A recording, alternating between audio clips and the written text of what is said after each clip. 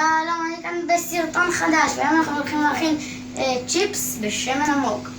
אז המצרכים שלנו זה מובן מאליו, כפי שאתם רואים, תפוח אדמה, מלח וכמובן סירים שמן. הדבר ראשון שאנחנו צריכים לעשות הוא בעצם להדליק את הסירים השמן ככה שזה יתחמם. שהשמן יתחמם. שמנו שמן קנולה,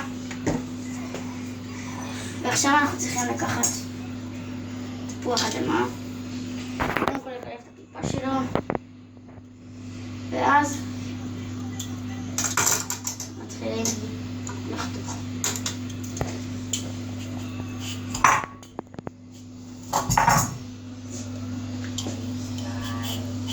רק בזהירות עם זה.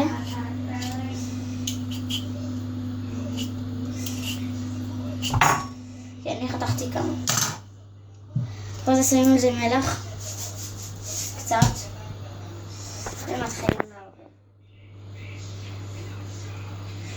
אני אכין רק צ'יפס אחד, אוקיי? רק כדי להראות בסרטון, אוקיי? עכשיו אנחנו צריכים לחכות קצת שהשמן ירתח. ושכחתי, צריך גם לקחת צלחת ולשים עליה נייר סופג, אחרי זה יש מלא שמן. אז בואו נראה אם השמן רותח. אוקיי, אנחנו שמים צ'יפס אחד רק לבדיקה. זה לא צ'יפס גדול, אוקיי, אבל נלך לצאת טוב. כן, אני אשים עוד אחד רק בשביל הדגמה.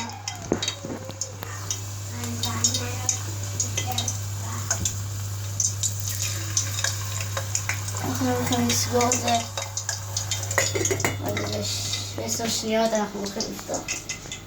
אני פה מוכן, יש פה את הצלחת.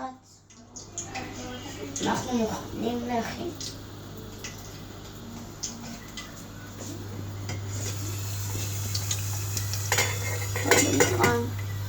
צריך לבדוק עוד איזה 10 שניות, כי כשזה חם אז זה עושה את זה יותר מהר.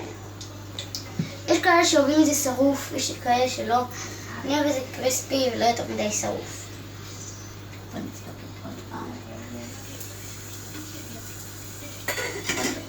נראה הצ'יפס. השמן עוד לא מדי חם. אנחנו עשינו את זה כמה שיותר מהר בשביל הסרטון הזה. אם אתם רוצים להכין גם צ'יפס, תעקבו אחרי ההוראות שהיו בסרטון הזה. ואנחנו הולכים עוד רגע להוציא את זה. אתם רואים את זה? בואו נחכה עוד 10 שניות. אנחנו הולכים להוציא את זה עוד 3, 2, 1.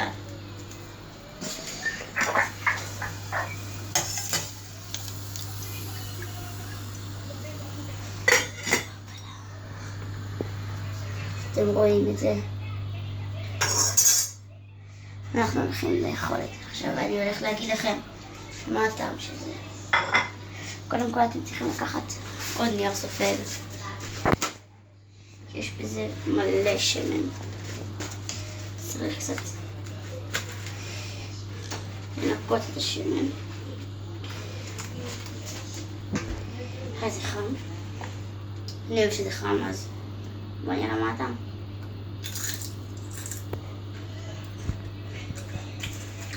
בדיוק כמו טעם של צ'יפס, תמיד. אני צריך להכין את זה בבית. עד כאן היה הסרטון. תגיבו בלייק אם אהבתם. ויאללה ביי.